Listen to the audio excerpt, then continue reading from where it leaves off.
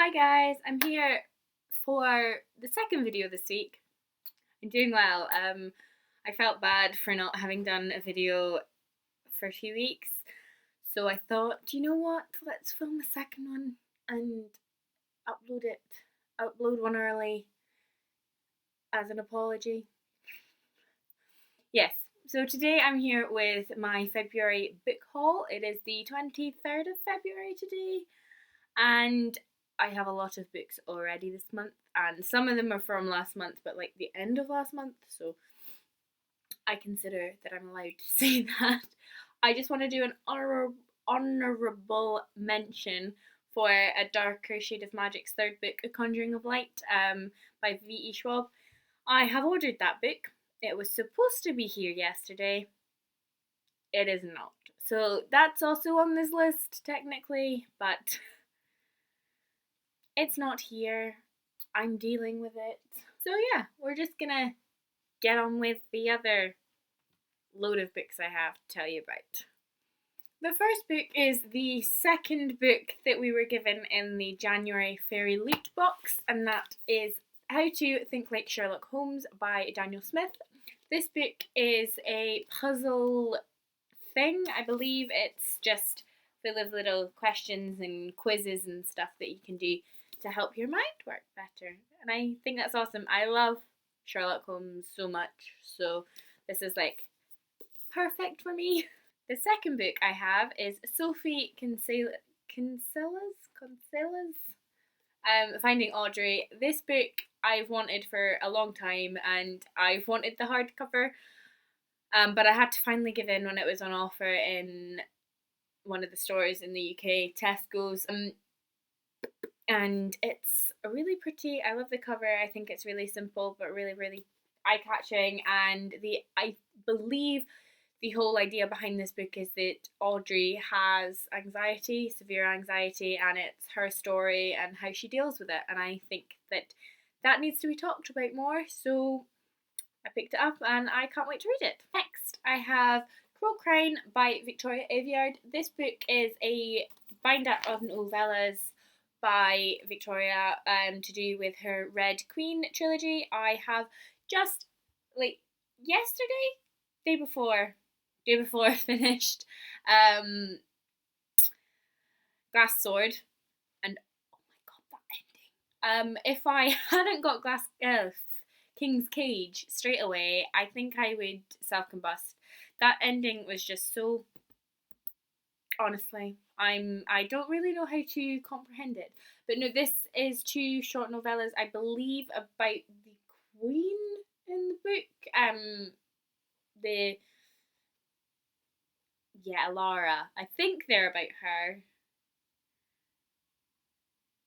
Oh, it's about Alara and Crane, who are two different queens, and it's you know more if you've read the books. But I am excited to read this because I'm buddy reading the Red Queen series with one of my friends from Twitter, and this is a really exciting. I've got the little bind up, and I want to find out more.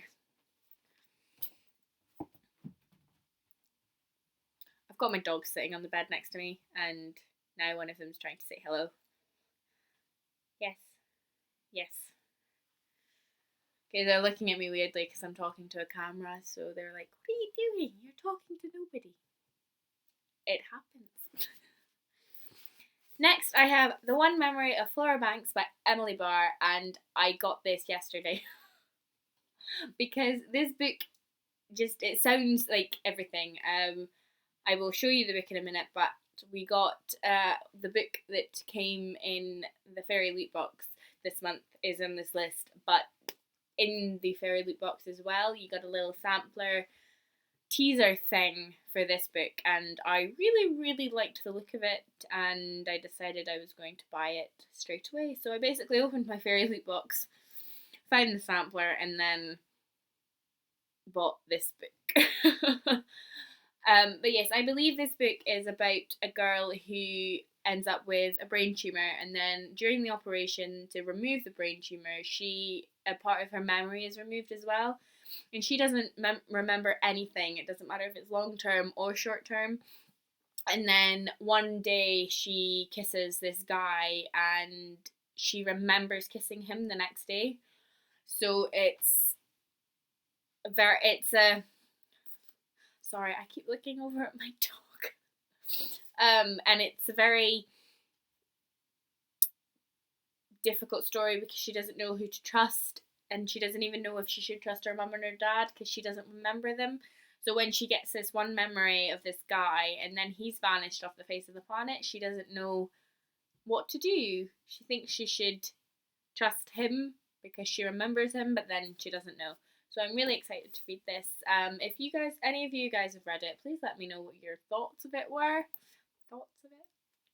Your feelings towards the book were. I don't know. Just let me know. Next, I have Freaks by Amanda Hocking. Amanda Hocking is one of my favourite authors, so when I saw the day before the release that she'd written a new book, I was like, how have I totally missed this? How have I completely blanked the fact she's written a whole new book? I have no idea, except for I'm guessing circus-related stuff. I have no idea. But it's an Amanda Hocking book. I love her writing style. I love her ideas. I love her twists on like the legends and the normality of life and stuff. I just love her ideas, and one of my favourite authors. I was definitely going to pick this up. Next, I finally got hold of Wing Jones, and by finally I mean it's only been out for a month or so, I believe, and I got it. Wing Jones by Catherine Webber, and I can't wait for this book. I originally saw the cover and thought it was a contemporary, but it's apparently not.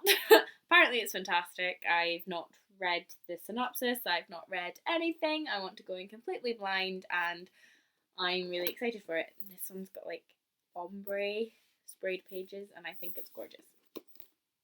Next, I have a book that I was actually kindly sent by the author himself, and that is One Train by Matthew Curcio. I'm really sorry, Matthew, if I am butchering your name.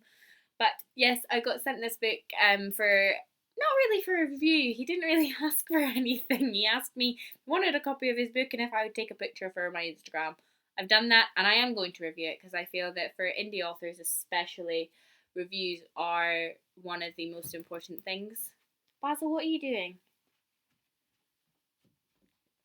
But yes, so this, I am really excited for this. I don't really know what it's about. I just believe this is about the life of being a New Yorker and using the subways and just the general idea of that. But yeah, I'm excited for this. If you've read it, I don't know. I don't know. I didn't know about it. I hadn't heard of it before when I got sent the copy. So I think I will let you know what I think of it. It sounds really good. Then I finally got my hands on a classic book. I was doing the January Instagram challenge, and one of the days was classics, and I actually had to like create a picture. I had to impose their own pictures on it because I don't have a classic novel. I don't have any classics in anything. So I was like, I felt really bad, and I wanted to buy The Great Gatsby, and it's really short, and I will get around to reading it. I've watched the film. I don't know how similar it is, but yes, I will get around to reading this. It's tiny, so I don't think it's gonna take me too long. And then next, I have Traitor to the Throne by Alwyn Hamilton. I'm so excited for this book. Rebel of the Sands is like one of the best books I read last year, and to have its sequel finally here in my hands is just a dream come true. Everyone was showing pictures of arcs and stuff over the last couple of months, and I was just like, please let me have one. But no, I finally got the book. I pre-ordered it obviously, but Alwyn's debut novel Rebel of the Sands was perfect, and I expect so much of this book, and I am so excited for it. I'm scared and excited because just its second books seem to always scare me, and I go in not expecting anything, and then I get my heart ripped apart. So hopefully this isn't gonna do that, but the size of it, I'm assuming I'm gonna come out a mere soul of what I was before. Then I have King's Cage by Victoria Aveyard. This is the third book in the Red Queen series. I think I saw somewhere that it got extended from a trilogy, but I don't know. It's huge. It's quite a big book. And I'm really excited for this. Obviously, I just told you I finished Glass Sword a couple of days ago, and I'm so excited that this one's here. Because if I didn't have this one, I would be breaking apart. Because honestly, the ending to Glass Sword was just like, what are you doing? And I'm so excited to read this one. I just love the characters in that series. They're so intricate, and then there's so much to them. And then there'll be a character you're expecting to do something, and then they'll turn around and do something totally different, and you're just like, what? I listened to half of Glass Sword on audiobook, and the narrator was like perfect, and there was one scene, and if you've read the book you know which scene I'm talking about, that I got halfway up my stairs to come back into my bedroom to go to bed, and I just went because the reading it, and my mum was behind me, and she was like, what are you doing? I was like, just leave me, I need to go and cry and go to bed. Emotions. Next, I have As Old as Time by Liz Braswell. This is, as you can probably see, Beauty and the Beast retelling. I am so excited for this book. I love Beauty and the Beast so much. It's like my favourite Disney film ever. And to have a retelling is just like, yes. I loved Akatar because it was a Beauty and the Beast retelling. That I did kind of just pick it up because it was a Sarah J. Maas book. But because it was a Beauty and the Beast retelling as well, that added to my excitement. And the reason I picked this one up, not just because of the retellings, is because of the tagline. And the tagline is, what if Belle's mother cursed the beast? And I just think that's amazing. I think it sounds awesome, and it's quite a large book, and I'm excited to get to it. If you've read this, let me know. Because Liz has done multiple other retellings, I believe, of classical Disney films, and I would like to get onto them if this one's any good. Next, I have the January Fairy Loot book, and that was Carnival by Stephanie Garber. I have not read this book. I have an arc up there. I am excited for it. We will see. I love circuses, and I love like the magicalness of them, and the only thing about circuses that I don't like is clowns, so I'm hoping they're not in here. I cannot stand clowns. I'm petrified of them. Everyone's like, why are you petrified of them? They're meant to be funny. They're hilarious. I'm like, no, but it's just I can't deal with clowns.